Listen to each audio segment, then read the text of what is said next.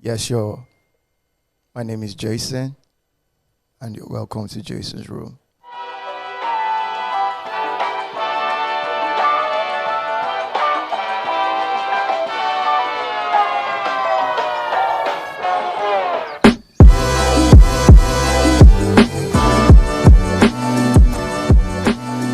Yeah, welcome to Jason's Room. This podcast is aided by none other than Nectar Studios, Boss Abbas, King Eli, Chief Ekpato, Piper, not too much. And I have a very special guest, my premier guest, no other person than Mr. Blessing Menum. I know for like making talk yet, make I understand, so I know where. I hear is a native of called a topo in Sudubium. I get how you call a topo in Sudubium local government area. I just say they attend Winners Chapel. You never resemble person with no Jesus and no lie. And this is someone who loves leadership. He also loves media and publicity. And above all, in like politics, die. So yeah. And your work experiences, I guess you don't work for some kind of newspaper. Guy, when I do read this thing, I don't believe. But it's all good. Help me welcome Mr. Blessing Oluwa Menum to Jason's Room. J baby, Sagas. Yeah. Rosé, it's good to have you here, man. Thanks. Good to have you. It's good to be here. Yeah. And then I'm honored to be the first guest on Jason's Room. Yeah. I say, make I invite, people who they look up to. People like you. I mean, they even look up to you. I'm supposed to invite you come the next. Brose, so let's go straight to the point. I have a few questions I want to ask you. And most of my life, they always answer a question. So now I want to ask. I want to know many things so that I go feel balance. So that's the essence of this, and also to educate one or two people. Boss Eli, I hope I'm on record though. Okay. Bro, you went to Ofako, Holy Family College. I guess you're sanitary prefect. I noticed. No, I dig now. I know say you don't believe so. I just shocked. I dig. Well, and so why did you choose fishery? Well, I didn't choose fishery. Yeah, I didn't choose. Okay, I'm going to just give you briefly my story in the pursuit of my education. When I left Holy Family College, that was in 2010. Okay, I didn't write JAMB for some reasons just best known to me. Okay. Then I moved to Kaduna. I stayed with my dad's elder sister in Kaduna. And then I wanted to go to ABU. That was my dream school, Ahmadu Bello University. Okay. Yeah, so I applied for their School of Basic Studies. And then I couldn't get an admission. And then I did the regular JAMB thing. And I scored quite, I think I had 275 in JAMB. Yeah. And then I did the post-UTME and I scored 70 over 100. I wanted to do geology. Yeah. But they didn't give me admission. We're just two Akwa Ibom persons on that list. None of us were given admission. And I know I did very well, even more than a lot of people who wanted to. With that kind of score in any other school, I'd get medicine and surgery. Sure. So then it just happened. And then I was depressed. I did application in Unical for basic studies. I did in Uni-Agric, Makodi, here and there, but in State University and all. In that 1 year. So eventually, Popsi now said, come home, come to university over here. So reluctantly, I just came. And then he said, do medicine, pharmacy. I told them, no, that's not what I want. Okay. So I think I just did, reluctantly, I said, let me do microbiology. Okay. And he didn't still give me the microbiology. So I was done with the school thing. I said, make I go rest small. Okay. Again. Okay. So someone just called me, your name, the admission. So I was like, how? Where? It's the Faculty of Agri. So I just moved from Port Harcourt, went, checked the thing, I saw it. So that's how I just paid for acceptance fee so that I don't stay in the house and then make depression don't kill me. Okay. And that's how it is. Okay. Smooth. You said something about depression. and how you finished 2010, yeah? Yeah. At what point of your life do you think you had depression, and what did you do to fight it? I've not really had depression, but I felt bad. Mm. I've had regrets. Would I say regret? Yeah. I've just felt bad, this bad feeling that just comes when you're not able to achieve what you want to achieve. Real. Yeah, it just comes. And then, when you dwell on it, I think when you dwell on it continuously, and that's where you go into depression. Okay. But then when it comes, you should tell yourself you can do better. Now, this is just a temporary setback, and that you can move on. It's basically a personal decision. It's something you have to do on your own. You have to take decision first before anyone can help you. Okay. Yeah. I'm going to ask you questions at random as they come. You understand? So you just No shaking. Because I notice this people look up to you, Blessing. Maybe I don't know that. Maybe you don't. I You don't know. honestly. People do. People do. People admire me personally. I'll say I admire you for followership, and the world really concentrates on being a leader, but there is something about being a follower. I think it gives you clue on how to lead, and I have noticed that in you. I don't know if you fake am, but if you fake am, they don't where you get me, but I've noticed that in you. So I want you to talk about being a follower, your setbacks being a follower, because I heard and I know you're a mentee to one of the youngest commissioners in the Federation. So tell me your experience on being a follower. Okay, well, I've been mentored by a lot of people. Okay. Yeah, the former Speaker of the House of Assembly, Right Honorable Anofiok Luke, Oh, started a mentorship hub, okay. and I was part of that mentorship hub. We were just 30 young persons whom he was communicating with directly, spent time talking to us, teaching us things. And then the commissioner you just mentioned, I work with him directly, and he's a young man who likes to work with young people. And following him over the years, I think I've been with him for 3 years, and I've learned a lot. Followership is something. I followed him since when he was special assistant on students to the governor. Then I was in 100, 200 level. And then as God will have it, somehow, we now go working together. Told me to come and work with him, and it's been a very interesting ride. Following is not easy, trust me. It's something that takes patience. And then if you're willing, you need to be willing to learn. If you're not willing to learn, you'll not be able to follow. And then if you can't follow, you won't be a good leader. Because these are persons, Anofiok look in Yemabong, these are persons who have followed over the years. Yeah. So they look at where they are.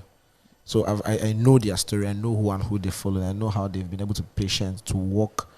You have to be very careful. Sometimes things will have to pass you. Yeah. So you don't have to look at the pecuniary gains. You have to look at the long-term gain.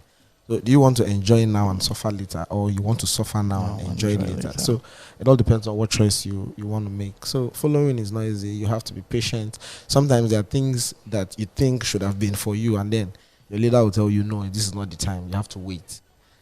And then if you're not someone who can take those things, you get angry and you leave. You get, but then if your eyes is on the ball, you have to look at you need to know what you want. If what you want is you just want to eat now in a hurry, but then you look at what is in front of you. How do you want to be? How do you want to be tomorrow? Do you want to be like them? Then you have to follow the process. Following the process is what we're talking about, not jumping the steps. Yeah. Okay. I want to. Why I'm asking you this question is because we're from Akwa Ibom State, Yeah, you that's and right. I, and there is a system. Whether we accept it or not, there is a system here. And I don't know if it was there before our generation, but there's this system where most youths, especially in Akwa Ibom State, the whole politics thing has is more like getting a lot of young people's attention, and people feel, oh, if I serve for some time, this man is supposed to release me, supposed to do something for me. Do you think, would you say, with your years of service to being a follower, would you say that anybody who serves, anybody who is a follower, must have that at the back of his mind or her mind, that there must be reward for that loyalty? I think that's, well, it's wrong to have that mentality to start with. You, first of all, I'd like to make a point clear. Nobody owes you anything. I don't know if you understand me. Nobody owes you anything. So if you're working for someone, there's something that person is doing to keep you at that time. You can't tell me that you're doing everything you're doing for free. I don't know if you understand me. Yeah. So if that person decides to do something extra for you, it's out of their own heart, their own good heart, not because they owe it to you. Because at the time where you're around, there's something they're doing for you too that is keeping you. So if you feel at some point that what they're doing is not enough, then you move. You don't have to feel that, oh, they could have done so for you, or they could have done this for you. Do you understand me? Yeah. So no one owes you anything in life. So if you think, whenever you get to the point that you're not comfortable where you are, you quietly move, and then you don't start making troubles that, okay, this person should have done this person should have done this for me. They don't owe you that. You see, and the issue of saying young people, well, I don't know. I don't know. I wanted to ask that question before I talk about it. So I don't know if you're going to ask it. But then I think I've answered what you just asked. Yeah. You have. I like that you're being very truthful. Yeah. And the mindset, is it something you learned from family, or your mentors made you understand that? Well, it's something I have known. I read, and something I've read from books. And then I have mentors who have also said that, yeah, that's it. If that's how life is. If they do something for you, if they do anything extra for you, the man I work with right now pays me, and he takes care of my bills. If he decides that, oh, okay, I need to send you abroad for further studies, he doesn't owe me that. I don't know if you understand me. Really? That's from his own, he just wants to do that, and then I'll be very grateful for it. Yeah. So if tomorrow I'm saying that, okay, what he's giving me is not taking care of my bills any longer, I need to look for something, but I don't have to start a fight, start going around social media to write all these things, and then making troubles where there are no troubles. So your advice to My advice to young persons: if where you are is not okay for you, quietly move. It doesn't have to be a fight. There shouldn't be any fight. We move. Real. All right. Thanks for that explanation. So, out of spontaneity, do you snore? Yeah, I do. How many people have complained about that? Virtually everybody. Jesus. Okay. I do, It's not a bad thing. Especially my male friends. It's not a bad thing, Abi.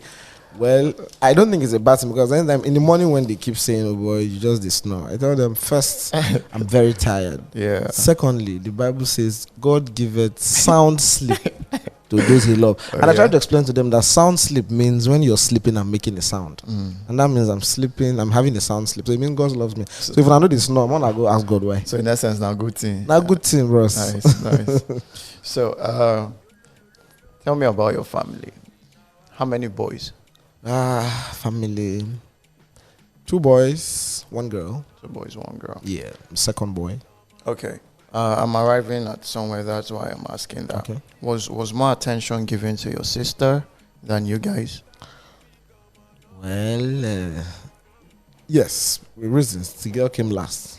Okay. Yes. But you should be in your late 20s, early 20s, but Mid-20s. mid-20s. That means you've had your experiences as a man. Yes. Do you think more attention, especially in the Nigerian society right now, more attention, Africa especially, should be given to the boy child in terms of upbringing and I think the pressure of life? I think first, in a family, the parents shouldn't pay attention to any particular child than the other. I think it's what brings about the sibling rivalry in a family, and then they carry that on into the society. Real. So they say the family is the smallest unit of the society. So it means what we do in the family is what we see in the larger society. So what does that tell you? It means if you can make the family right, it means we shouldn't have problems in our society. I think every parent should love their children the same. What you would not do for the boy child, don't do to the. What you would not do to the boy child, don't do to the girl child, and vice versa. So, and I also think equal attention should be given to both gender. So, because the boy child whom you refuse to train would go and harass someone else's sister tomorrow outside, if not your daughter. So, the boys who are raping girls here and there are boys who are not given proper training and proper attention. So, you see, either way, it still affects the society, and it brings a bad name to the family. So, we should pay equal attention to all gender, and then we should give children equal attention, both the boy and the girl child. Okay, that was very cool. So now let me take you away from there, because I want to ask you about mentality. When they say, because I'm going to use our immediate environment, would you say the Akwa Ibom child, the mentality an Akwa Ibom youth has, can stand on the world stage? Can you say we are exposed enough? Do you think we are deprived of anything? Do you think certain people, family, government, or something? Because why I'm asking this is greed is as a result of mentality. Poverty is as a result of mentality. And I notice it in our environment. And do you think the Akwa Ibom youth is resourceful enough with what he or she doesn't have, trying to create something for himself? I think the Akwa Ibom youth is a very resourceful person. I think the Akwa Ibom youth is very intelligent, very smart, and can stand on the world stage. See, take for instance, you have Frank Edo. I don't know where Frank Edo is from, but then From Eket. it's from Akwa Ibom, Yeah. Take for instance Frank Edo. You see, for 10 years he sat on the whole Who Wants to Be a Millionaire thing, and they couldn't find a better person to anchor that program. Yeah. Look at our Fedem here. Yeah. Doing very great. We have Inyam Mebong, who has been a former NANS president. I don't want to go on and on. You have the Editis Efyong, you have the Didiong Zekong, who are doing very well with Boom Play, Yeah. and the rest. So, yes, of course, the government owes us basic amenities, which is the least they can do for us. Government can't do everything for us. We have to understand that. But then, as an Akwa Ibom person, developing ourselves is something we owe ourselves, a duty we owe to ourselves to do. The government can only support. I don't know if you understand me. Yeah. The government can only support when they see how far you're willing to go. I have my dad's younger brother is a pilot, Captain Umo, and he was trained in the Atta administration. He was sent to flying school, aviation college in Zaire, during Governor Atta, when Atta was governor, and that was a scholarship. So imagine he didn't want the scholarship was there, but imagine he didn't take advantage of it. Would he be a pilot today?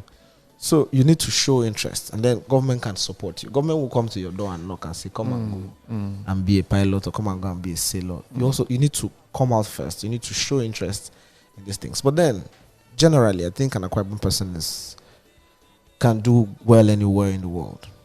Okay, that's very cool. And you think the mentality the world have towards Akwa Ibom has changed over time, where they know us for house maids, you think it has changed? It's not. Yeah, it has changed to start. Yes, it has. But then, you see, that was just the bad. That was a stereotype.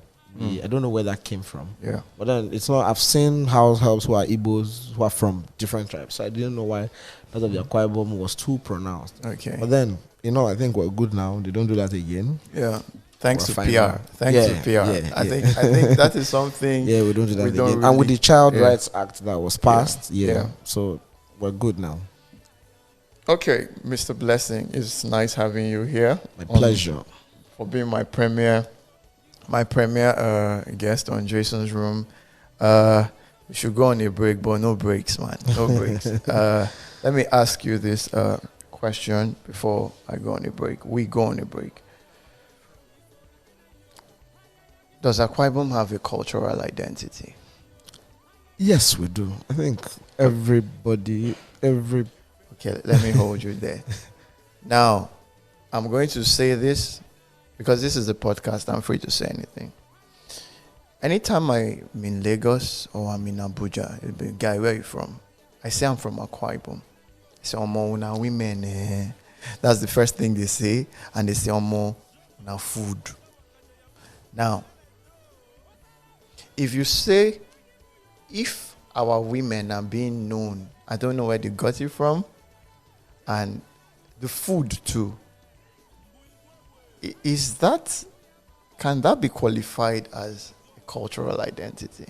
Yes, a culture of a people is simply the ideas, beliefs, social behavior of a particular set of people. So, if you talk about our food, our food could pass as our cultural identity. We have very wonderful soups here in Akwa Ibom, and most people just come to Akwa Ibom to eat the soups. That's true. Yeah. So if just soup can bring people to Akwa Ibom or make people know Akwa Ibom, I think that's an identity for us, if you ask me.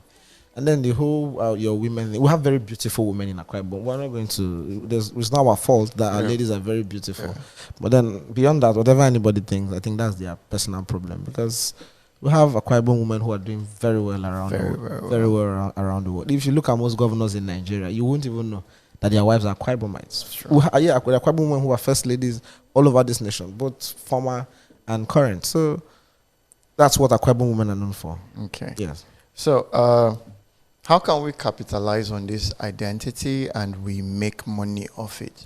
Yeah, I think the government is working towards that, especially the whole our cultural heritage site here in Akwa Ibom. I'm aware that the Commissioner for Information, they're doing things concerning that, where they could bring people to places in Akwa Ibom with historic value, and where they could people could pay to.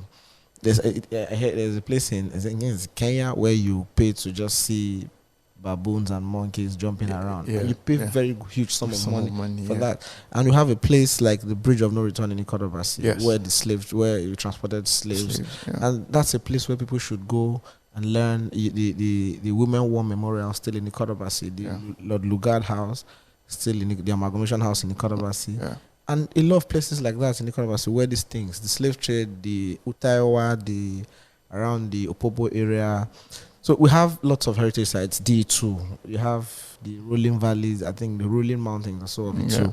And we have there's one place in Akwa Ibom where we have a Blue River. You know, the Mary Slessor thing. There are lots of places in Akwa Ibom here where we could harness and make money, huge money. And I think I know government is doing a lot in tapping from all those places. Those are places where you could just people could pay to just come and see those places. So what we need is to tell the world, this is what we have in Akwa Ibom.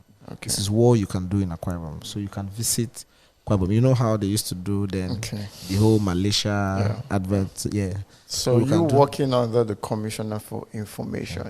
So you're saying there are things you guys are working on to make that a reality. Exactly. All right.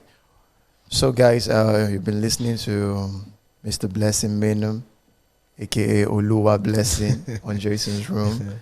And it's been a pleasure having him here and having to honor this invite.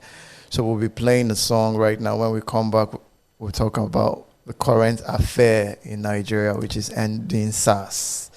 So yeah, you guys stay tuned. Ajebo Hustlers giving us barrel.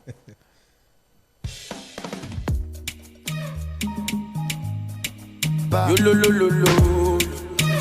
Yes. Oh no no no no no no no. Oh no no no no no no no. Yeah. Oh no no no no no no no. Shake it. I don't tire to complain. All of them are time palava. We don't try with that matter. Palava down to go state.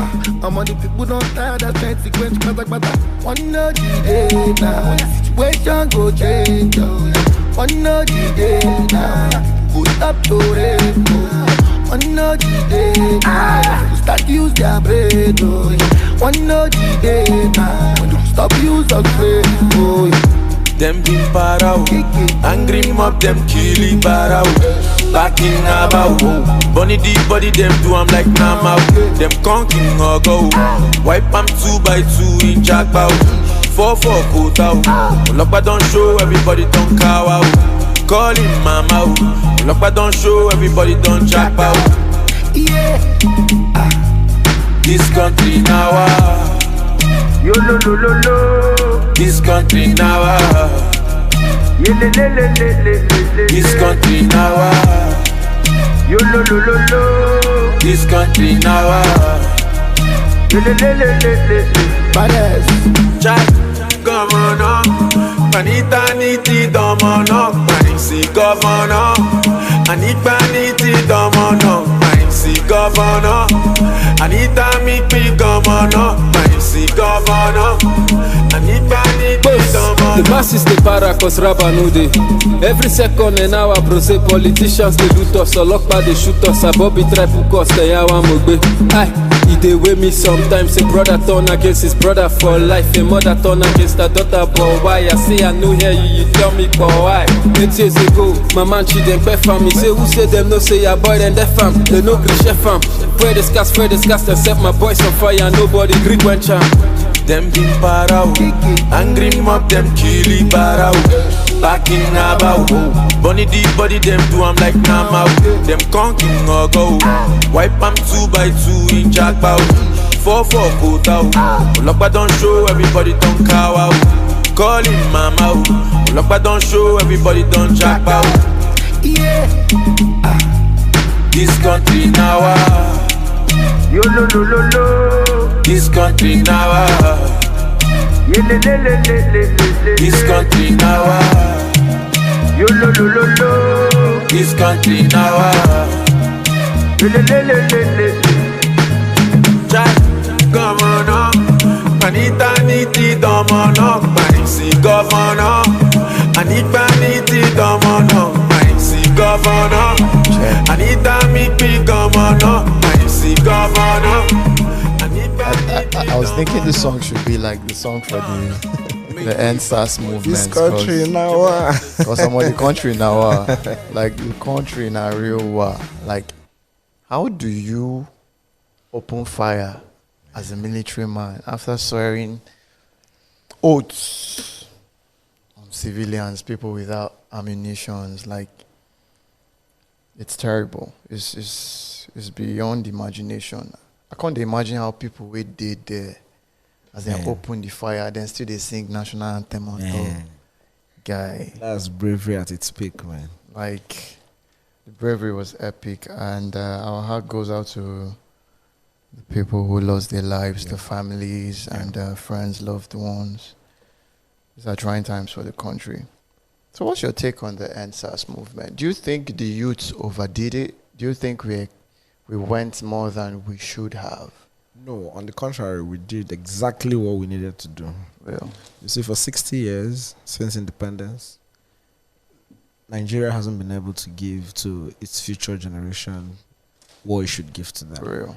And if it took 60 years for our youth to get up, to ask, to demand for what should be rightly done to them, I think it was even long overdue. So it's also good that we did it at the time when we're doing it. See, for 21 years of uninterrupted democracy, Nigeria hasn't been able to provide basic amenities. Real. It doesn't even make sense. How do you, we have professors, we have over 10,000 professors in Nigeria. That's true. And these people don't even earn up to 10 billion naira every year. And we have just 109 senators who sit down and earn over 200 billion annually. So what does it tell us? What priority do we place on the future of Nigeria? Professors are the people who train virtually everyone. Yeah. So if you don't prioritize these persons, you don't pay them well, how do you expect them to teach properly? True. So it means whatever knowledge they impart to the younger generation is what they will bring into the, when they come into mainstream governance. Yeah. So when they don't when the foundation is faulty, you really cannot fix anything. That's true. So at the foundational levels, primary school teachers, secondary school teachers are not being paid properly. Outside this country, it's not that way. Every teacher earns good money. And here we give money to politicians for doing what? Nothing. Absolutely nothing. What are they doing? Our legislators don't even work they don't work all year round. Their job is a part-time job. They go for recess for 3-4 months, and in those 3-4 months they are being paid sitting allowance, they are paid everything, hazard allowance. For what? Hardship allowance. Can you imagine? Furniture allowance. I mean, their table they break every day. That's crazy. So I think the youth did what they needed to do at the right time. And as for the rogue unit of the Nigerian Police Force, or defunct, the Special Anti-Robbery Squad, it's been long overdue. Yeah. Just 2 weeks ago, you here, friends of mine were extorted 150,000 naira, and they couldn't report because their lives were threatened. These guys took them to their houses. They said, okay, we now know where you live. If we hear this anywhere, we're going to come back for you people. And knowing that these men could do well on their trade. Yeah. So my friends couldn't do anything. I tried pushing them to file a formal complaint. They said no, that they're not going to do so. And I told them that I know an officer who is going to take up this thing, and then they said no, that they won't. As their lives on the line and not mine, I understood with them. So we did what we needed to do at the right time. It's quite unfortunate that the government, rather than meeting demands of the EndSARS protesters, we young persons, they decided to do what they know how to do best. You see, you could see videos on the internet where marked police vehicles, were bringing thugs to protest grounds to disrupt protest. Protest that has been peaceful for days over the country, with no protester carrying any form of weapon. These are people that just were learning. They were just airing their views, and these are their rights that are enshrined in the Constitution. Sure. The right to freedom of speech and assembly is a constitutional one, a fundamental one at that. So I don't understand why you go and open fire on people who were unarmed. It is not done anywhere in the world. It's wrong. True. Very wrong. You can't go and open fire on unarmed people. The bullets you use, the guns you use are paid with taxpayers' money. It's not your money. You're being paid salaries from taxpayers' money.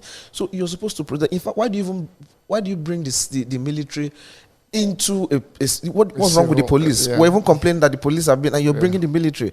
And yet in Sambisa Forest there, people are not living in the northeast. People are running here and there. And the military could come and show their strength on armed citizens. When you have Boko Haram there, you couldn't do anything. And so it's wrong. It's something we should condemn in totality. Okay. And it's been more than 24 hours. It's been more than 30 hours. 30 hours. And the president of the Federal Republic, the Grand Commander of the Federal Republic, hasn't said anything. Well, that's another thing. You see, it's some weeks back, there was a coup in Mali, and our president was the first to make a statement on the issue. Yeah, he said that. He said something like that. And all over the world, wherever there are issues, our president is the first person to make a statement that's true. on those things. Very true. And it took 5 days of protest for the president to address us for the first time. And after that, we didn't hear from him again. Because when he said they disbanded SARS and they're going to meet our demand, we said, no, enough of this talk. Yes. That we need to see your time plan, your action. Okay, tell us that if in 7 days we've not been able to do this, you can go back on the street. Give us a time plan. At so time we're going to do this. At so time we're going to achieve this. Don't just come out and give us the sweet speech that you've been giving us for 60 years. Now we're done with that. We need to see. We told them that if we don't see action, we're not going to leave the streets. That's true. And then instead of you to work towards giving results, you decided to, sabotage the efforts of young persons trying to demand for what is rightfully theirs. And I want to thank leaders across the country, although they too have not really done well. Yes. But then most of them have actually seen that what we are fighting for is genuine. Yes. That our demands are clean. We are not asking for things that are not impossible. We're asking for things that you can actually do without your political interest coming in the line. So we just needed to live well in our country. We needed to be safe. You see, before this whole EndSARS protest thing, if you drive at night, you're scared of policemen on the road, which is not supposed to be so. You're supposed to be happy when you see police at night on the road because that area is secure. That's true. So I also want to tell the police that these fights, our men and women in uniform, it's not just for us. It's also for you, because we're calling for better welfare for the our men and women in uniform. We're also calling that the government should give them proper training. You understand me? So, and also, I want to make these points clear. I don't know who is listening to this, but then this is something that we should do. I have also noticed that the men of the rank and file of the police force are the highest in number. And these are people with less educational qualification, basically SSC, recruits. Yes. And these are people who carry guns in the police. And they are more in numbers. Yes. So, And then, because if you look at officers who from ASP, the ones with degrees, Yes. they don't behave in this manner. That's true. They don't. That's true. You will not see. In fact, it's in rare cases you see a senior police officer who has a degree, who has gone through the 4 walls of a university, behaving this way. That's true. So what I'm calling for, I think the government should begin the police reform by actually, pegging the least educational qualification at an OND and not an SSC. That's true. Because when a man goes through the 4 wall of a tertiary institution, no matter, even if it's for 1 or 2 years, you would have learned civil policing is not easy. Yes. Because people will want to provoke you. That's true. So you're carrying a weapon and you shouldn't be easily provoked, so that you understand that you're humans, but then no form of provocation should make you use your arm on someone who is unarmed. That's true. So I think the police should also look at its recruiting processes. It should not be the SSC thing again. Okay. It should be at least OND. Okay. Thank you very much, bro. But let me hold you on that.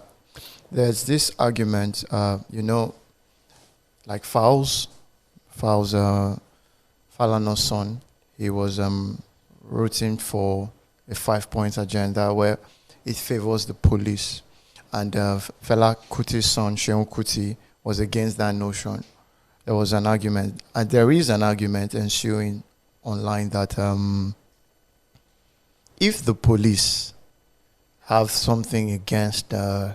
Seun Kuti was saying that if the police have something against their pay, if they have problems with their pay, it's not our job, we, the civilians, to fight for them. They should join.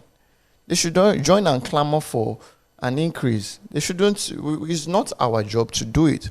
Do you think that is the right way to go? Well, these persons are not, if the labor needs an increase in their pay, they can go on strike. Yes. See, in the police, you cannot just go on strike, or in the army. I think it would attract dismissal or something. That is why these persons barely, go for demonstrations. They can grumble, that their pay is small and all, but then they really can't take to the streets. And so it's nothing. If you ask me, I don't think anything is wrong if citizens are asking for a raise in their pay, because we understand that the reasons why they do most of these things they do is because they're not properly paid. I don't even understand what justifies the payment of huge fat salaries to our politicians. They're supposed to be least paid. Yes. Because leadership is service. If you're coming to serve the people, why are you earning so much money when you want to? So I think if you reduce the cost of governance in Nigeria, you would actually get true leaders. People who are not there for the money. That's true. People who actually want to make a mark, who want to do the proper thing. So let us reduce money senators have been. Let the senator earn 500,000 a month. Let's see how many people that want to go to the Senate. That's true. I don't know if you understand me. Yes. Then pay professors 2 million naira every month. Then you will now see that the priorities in this country will be corrected. Because most people join the police because they don't have jobs, not because they love the job. Outside this country, you see where people join. People pick a profession that they're in love with. Yes. I don't know if you understand me. Yes. That's so true. Here, I don't graduate 5 years. I no get work. Police do recruitment. Make I go pick police form so that I feel they collect more money every month from federal government. And then you get angry over unnecessary things. Person could just drive car past you, they vex, say not supposed to drive. Say what's happen now? Because I'm saying they're young. And if you go to Silicon Valley in the US, you have young boys doing tech things and building houses, buying cars. True. And then we don't think that's possible in Nigeria. That's true. Well, thank you very much for that insight, Mr. Blessing Menum, aka Oluwa. It's been wonderful having you on Jason's Room. Blessing Oluwa, a graduate of the University of Uyo, Fishery and Aquatic Environmental Management. So graduated 2017. Strong passion for leadership. First Deputy Senate President of the SUG University of Uyo. Guy, I do all these things, so I do all these findings. No play. You shock me. No for you. Later appointed special assistant to the SUG president on external matters. Also contested for the Students' Union government with the campaign platform, the blueprint, and came second in the election. Guy, your CV. I don't forget all these things. Guy. Former assistant media relation officer, publicity. Former media relation officer, PDP, publicity. How was that position? What was it like? Well, for me, that was first major, macro thing. Yeah, I was media relations officer, the publicity secretary of the People's Democratic Party, under Comrade Emma when he was then publicity secretary. So it was a wonderful experience. I was able to interface with. My job basically was to interface with with men and women in the media. Of course, from the party's angle. Then the whole 2019. Debacle between the APC and the PDP, where they say they will do this, they will do that. So that period was very tense. So basically, information, what we needed to do at that point was to keep people abreast of what our party was doing and what we were going to do after elections. So basically, the whole information flow from the party to the people outside, our supporters. That is basically what we worked on. And if you followed the election, you see that we did a great job, because even the PDP at the national commended Akwa Ibom as the best publicity secretariat in the country. Wow. Yeah, because we ran a full studio. All through the campaign period, we were doing a live broadcast. We set up a studio. Ineobong did a great job. We bought cameras, drones. We also, at every point where there were issues of doubt, of course, we gave out press statements clarifying issues every now and then. In fact, they call my boss Mr. Press Release, and all. Okay. But then it gave me an opportunity to learn a lot. I met new persons. I had new connections, and it was a wonderful experience. Okay, bro. It's been wonderful having you here. Thank you very much. My pleasure. Chop your knuckle. J baby. I had a wonderful time. Actually, I enjoy your music a lot. Thank you. A lot. Thank you. I know all your songs on my head, sir. Guy. So you see, I mean, they follow you actually. Guy, I know come here as Sagas. I come here as Jesta. Man, it's been wonderful having this time with you. I learned a lot. I learned a lot on followership. I hope my listeners too are gonna. I'm glad I could be of help. How it takes patience to be a follower, be willing to learn, and more insight on the EndSARS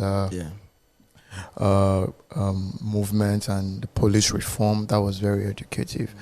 And to our listeners out there, big shout out to Nectar Studios, the boss Abbas, Nectar Podcast, LIBID, Ekpato.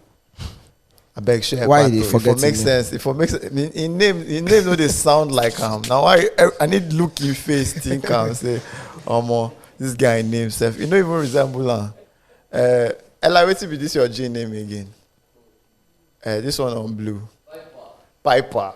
Guy, they always forget his name. He who pays the piper. Guy. He who pays the piper detects the tune. That's so. So hope you don't show that Ekpato where. Show Ekpato again. Let them see Ekpato. Let them see Ekpato. Ekpato likes women. Okay, guys. See you next episode. I hope we will have the commissioner here. We'll do our best to bring him here. Thank you very much, bro. Thank you very much. All right, guys. Ciao. Let me play. Which music should I even play for my guys now? I should play a song from Papi Bryce. This one is titled Stupid. I love Papi Bryce. Papi Bryce is a boy from Akwa Ibom State doing a good job. He raps really good. So it's true, you patronize us a lot, bro. Yeah, patronize us a lot. Akwato, where Papi music, I know Siamu. Okay, sin.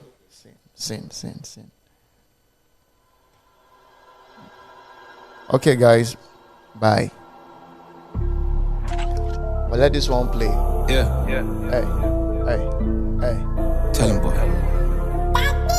Look. Dream so fun. What the? See, I got a story that I gotta tell you, homie. Man, the spotlight travels, but it still landed on me.